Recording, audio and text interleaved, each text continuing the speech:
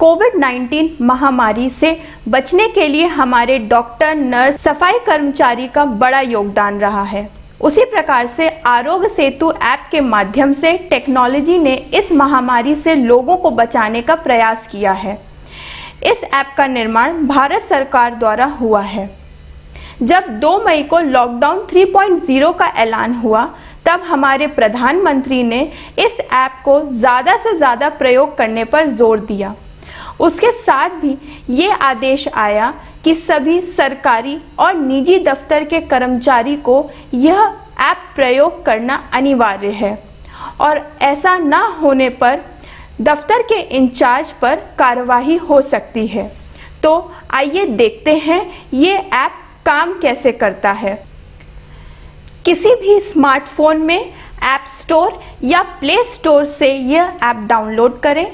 पंजीकरण करने के लिए अपना मोबाइल नंबर डालें, जिसके पश्चात फ़ोन में एक OTP आएगा और उसे अपने ऐप में डालें और आपका रजिस्ट्रेशन हो जाएगा। इस ऐप में स्वयं मूल्यांकन या सेल्फ असेसमेंट की सुविधा है, जो कोविड-19 के संक्रमण का रिस्क बताएगा। इसमें आपका नाम, उम्र, ट्रैवल हिस्ट्री जैसे प्रश्न पूछे जाएंगे। उसके साथ ही आपको मेडिकल हिस्ट्री डालनी पड़ती है। इससे ऐप बताता है कि आप स्वस्थ हैं या नहीं और आपको हरे, पीले, लाल रंग के कलर कोड पर वर्गीकृत करता है।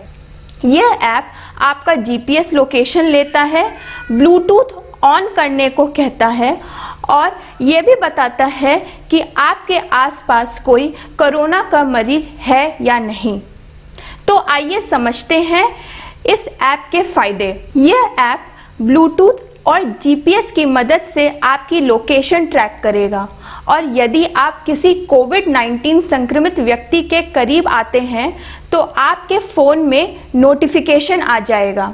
इसके साथ ही यदि आप रेड जोन जैसे एरिया में जा रहे हैं, तब भी आपके फ़ोन में इस ऐप द्वारा चेतावनी भेजी जाएगी। हमने यह भी देखा कि सेल्फ असेसमेंट की सुविधा से आपको स्वस्थ श्रेणी में डाला जाएगा, अन्यथा सेल्फ आइसोलेशन या क्वारंटीन का निर्देश देगा। आवश्यकता ही आविष्कार की जननी है, पर हर आविष्कार कुछ बुरा प्रभाव भी डालता है। तो आइए समझते हैं आरोग्य सेतु ऐप का क्या नुकसान है। इस ऐप से हमारी निजी जानकारी, जैसे हम किस वक्त कहाँ हैं, वह डेटाबेस में स्टोर हो रही है।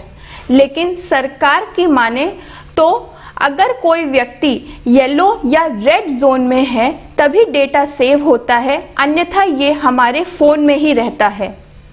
अगर इस ऐप को फ़ोन से हटाया जाता है तो 30 से 60 दिन में डेटा डिलीट हो जाएगा। चूँकि यह ऐप स्मार्टफोन में ही यूज़ हो सकता है, इसलिए हम उन वर्ग के व्यक्ति के बारे में पता नहीं लगा सकते हैं जिसके पास कोई फ़ोन या स्मार्टफोन नहीं है, जैसे कि बच्चे, गरीब आदि। उसके साथ ही ऐप सेल्फ असेसमेंट पर निर्भर है। अगर किसी व्यक्ति ने सेल्फ असेसमेंट गलत किया, तब भी उसे गलत रिजल्ट देगा और इससे डेटा जो मिलेगा सब गलत होगा। इस ऐप को अच्छा उपयोग करने के लिए फ़ोन हमेशा साथ होना बड़ा ज़रूरी है, जिससे कि निरंतर हमारी लोकेशन ट्रैक हो सके। अतः इस ऐप की एफिशिएंसी तभी कार्यफल साबित है जितना इस ऐप को इस्तेमाल किया जा सके।